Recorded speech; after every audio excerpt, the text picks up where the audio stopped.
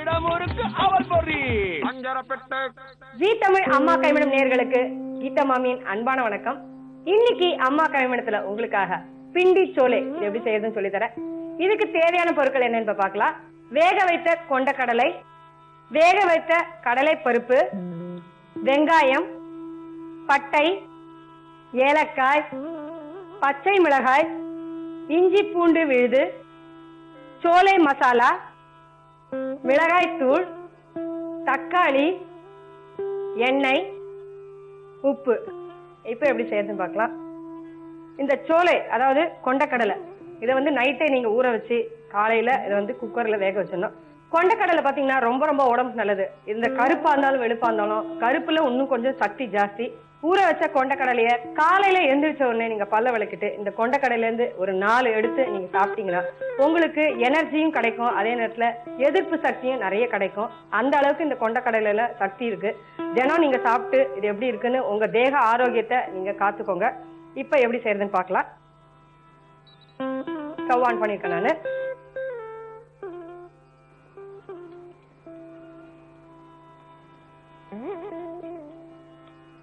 இதுல ஒரு 3 ஸ்பூன் எண்ணெய் விட்டுருக்கேன். எண்ணெய் கொஞ்சம் காயட்டும். ஏலக்காய் பாத்தீங்கன்னா வாய் துர்நாற்றத்தை எடுக்கக்கூடிய சக்தி ஏலக்காய்க்கு இருக்கு. அந்த அளவுக்கு நறுமணத்தோடு இருக்கக்கூடியது ஏலக்காய். இதை லாகரி வஸ்துல இது ஒரு முக்கியமான பொருள். இது இப்ப எப்படி செய்யறதுன்னு பார்க்கலாம். ஏலக்காய் 1 போட்டிருக்கேன், பட்டை 2 போட்டிருக்கேன், பச்சை மிளகாய் அது 1. இதெல்லாம் நல்லா கொஞ்சம் பச்சை மிளகாய் நல்லா கொஞ்சம் அந்த எண்ணெயில கொஞ்சம் வதங்கணும். இப்ப இதுல கொஞ்சம் வெங்காயம், இதுலயே தக்காளி எல்லாம் போட்டு நல்லா கொஞ்சம் வதக்கணும். இத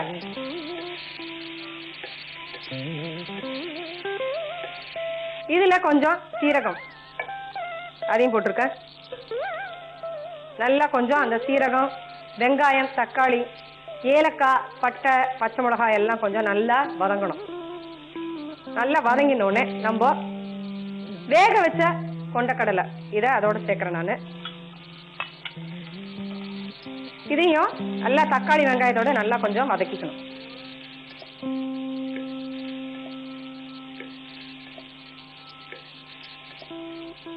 இதுல இப்போ கடலை பருப்பு வேக வச்சிருக்கேன், அதையும் இதோட மிக்ஸ் பண்ண போறேன். இப்போ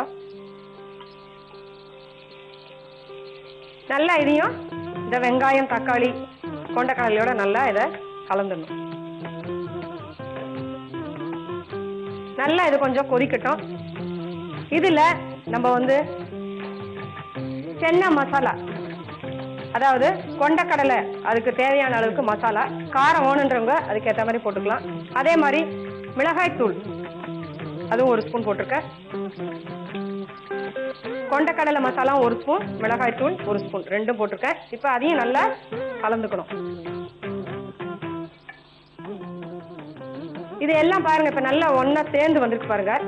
இப்ப இதுல கொஞ்சம் நம்ம தேவையான அளவுக்கு உப்பு,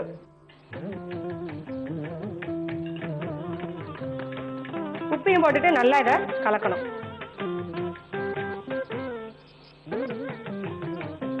வாசனை பாத்தீங்கன்னா இந்த சென்னா மசாலா எல்லாம் போட்டதுனால ரொம்ப ரொம்ப நல்ல வாசனை பயங்கரமா இருக்கு. அதே நேரத்துல ஏலக்காய், பட்டையெல்லாம் போட்டதுனால இன்னும் கொஞ்சம் நல்ல வாசனையோட இருக்கு. இப்ப இதை நான் ஸ்டவ் ஆஃப் பண்ணிக்கிறேன். இதை ஒரு பவுல் எடுத்து வைக்கிறேன்.